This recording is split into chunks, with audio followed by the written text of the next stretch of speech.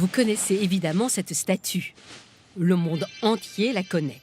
Peut-être est-ce la statue la plus célèbre au monde. Mais connaissez-vous son auteur? Il s'agit d'Auguste Bartholdi, un sculpteur né en 1834 à Colmar.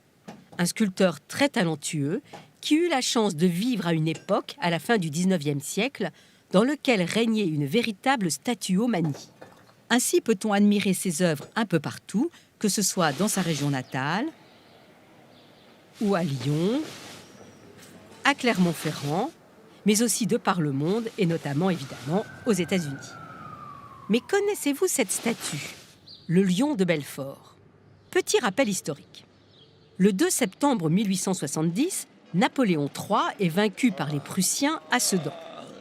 La Troisième République est aussitôt proclamée et ces républicains ne veulent pas croire à la défaite totale face à la Prusse.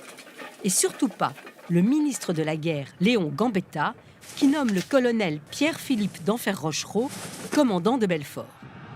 Avec une garnison de 15 000 hommes, d'Enfer-Rochereau va exercer une résistance héroïque face aux 40 000 Prussiens qui l'encerclent. Mais cette résistance a un prix. 200 canons prussiens bombardent nuit et jour Belfort, 5 000 obus par jour.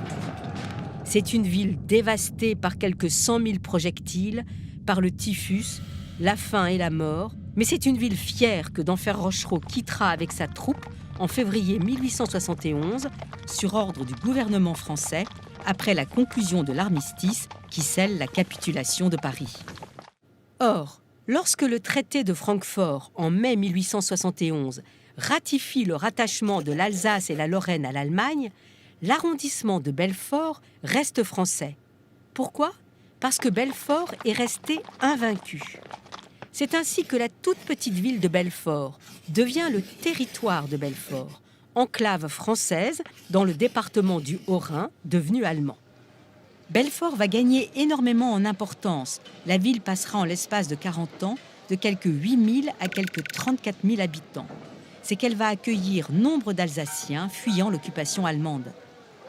Fin 1871, le conseil municipal de la ville de Belfort décide de passer commande à Bartholdi d'une statue monumentale pour illustrer l'étonnante résistance de la ville face aux Prussiens. Il se trouve que Bartholdi est un républicain fervent qui s'est fortement engagé en 1870 dans la guerre contre la Prusse. Il est même devenu l'aide de camp de Giuseppe Garibaldi.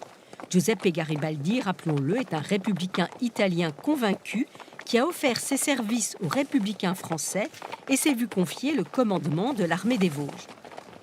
À l'issue de la guerre, Bartholdi se sent ulcéré quand son Alsace natale, à laquelle il est si attaché, devient allemande, tout comme la Lorraine d'ailleurs. Aussi accepte-t-il avec enthousiasme la proposition de la ville de Belfort et durant 5 ans, il peaufine son projet, un immense lion qui représentera la fierté et la constance de la population belfortine. Il se fait la main en étudiant notamment les lions du Jardin des Plantes à Paris.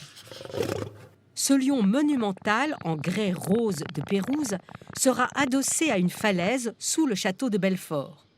Avec ses 22 mètres de longueur et ses 11 mètres de hauteur, cette sculpture est aujourd'hui encore la plus grande sculpture en pierre de la France. Regardez-le, ce lion féroce, un monument dont Bartholdi dit qu'il représente, sous forme colossale, un lion harcelé, acculé et terrible encore dans sa fureur.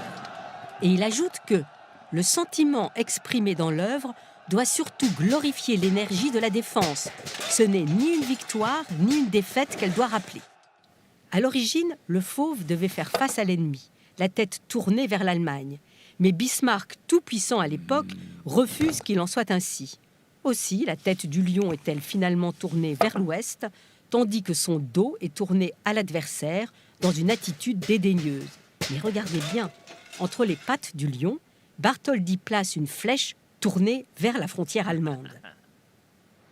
Une réplique plus petite de ce splendide lion, en cuivre martelé cette fois, trône à Paris au centre de la place judicieusement nommée place d'Enfer-Rochereau. Attardez-vous, observez sa tête, sa crinière déjà un peu cubiste avant l'heure. C'est une œuvre magistrale. La sculpture, terminée en 1879, aura un retentissement immédiat. Cartes postales, miniatures, publicités, elle inspire aussi nombre de chansonniers, poètes et artistes, comme Max Ernst par exemple. Quant à la ville de Belfort, elle est dorénavant indissociable de son lion, devenu son emblème.